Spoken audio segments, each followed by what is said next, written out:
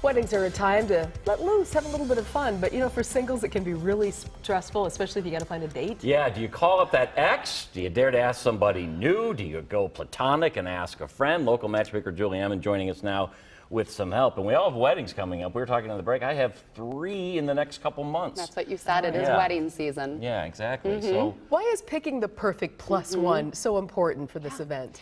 Well, wedding season is so much fun, so are the events, but if you are single, it can be also really stressful. It can make or break an event. So you have lots of different options. You also have lots to consider before choosing that perfect plus one. things to consider, such as how are they going to fit in with my friends and family? Sure. We've never been to a formal situation. I've never seen him or her drink and or dance. Ooh, that's that could be a deal. I mean, that could be the deal breaker. Seriously, it could be a deal breaker or a deal maker. Yes, Yeah. you're right. The first thing you want to consider is whether or not bringing a friend is an option. It's an etiquette thing, and so there a lot of couples are a little bit unique, a little bit different. So you want to make sure that it's okay that they don't just want somebody who's in a committed relationship. Once you get the green light, bringing a friend is an option as well. When you're choosing that friend to bring, make sure it's someone who's going to add fun to the event and, like you said, not bring any drama. So think of the afternoon or the evening that you want to have. Let that be a guide for who you're extending that invite to. All right, let's just say we recently met somebody and we're still kind of getting acquainted, and this is a great time to see how they do socially and if you like them. Is this a good time to have a first, second date maybe? It's really at the top of the list. So someone that you've been dating for a few months, great opportunity to amp up that relationship that's already going well. Again, they get to meet your friends and family, and you get to see how they act in social situations. So somebody that you've been dating for a short while, great person to bring. Now just keep this in mind. If you're on the fence with that relationship, if you're not quite sure where it's going, it can send some mixed signals to bring them to an event where you're introducing them to friends and family. We're not called small walkie by accident, okay? How do you, without going on CCAP and checking everything here, how do you, let's say I'm bringing Mary to a date. How do I say, Mary, here's the groom, here are his groomsmen.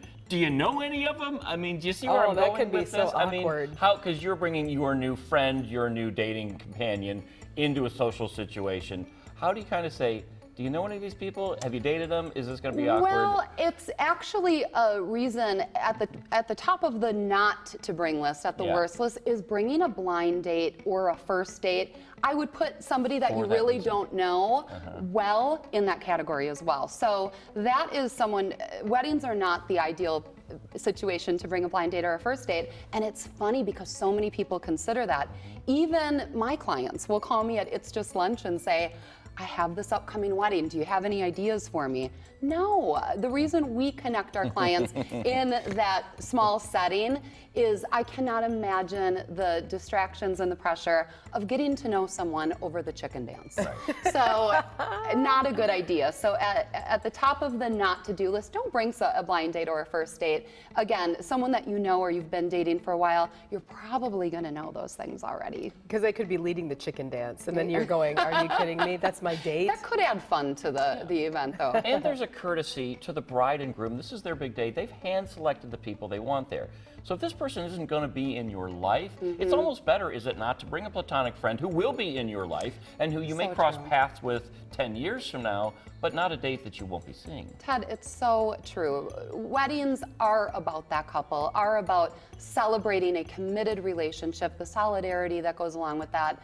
And that's why bringing an ex, as you mentioned earlier, is not a good idea. It may seem like it to someone who goes, well, we both know the couple getting married, but you add a romantic evening, a lot of alcohol or potentially too many glasses of champagne floating around, and before you know it, you are walking down memory lane, reliving old memories. So no, it's about that couple, truthfully. Can I bring up a sticky topic? Maybe it was a sticky topic 10, 15 years ago. Now, fortunately, I don't think it is, depending on your point of view.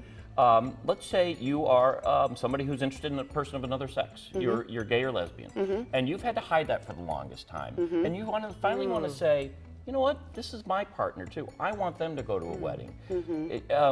20 years ago, it might have been a tough thing. You had to bring a friend, right? Now you can do that and not feel any sort of stigma, I would hope. How do you tell the bride and groom, or do you just say, hey, this is my life, this is who I'm, because that can be a drama for the aunts and uncles who might not be so down with it. Again, I think it was a little bit more of a drama back when, but today a lot of couples are getting invitations with your significant other's name on that invitation. Right. If this is a new relationship, I would ask the couple, when in doubt, pick up the phone and ask, and if you don't know the couple well enough to pick up the phone and ask, then don't ruffle That any might be your feathers for barometer that right event. there, yeah. It really is, but it's a great question. You should be able, though, to go to any event with a long-term significant other or partner. Last question, can you bring yourself? I think it's at the top of the list for great ideas, really. Really? Okay, if you good. are stressing out and you're not sure who to bring to an event, you don't have to worry about anyone else having a good time except you. And who's to say love is in the air? You may meet that handsome groomsman or friend of the bride's from college who's still single. And never show up the bride. And having said that, do you want to come back to the show someday? Then don't show up Mary on the show. Oh, yeah. Okay? That is not, we do not do that on Oh, Studio we Line. don't. stop it. Way Okay. too bedazzled. Okay. You're in Just trying to keep up with you. We'll be right back.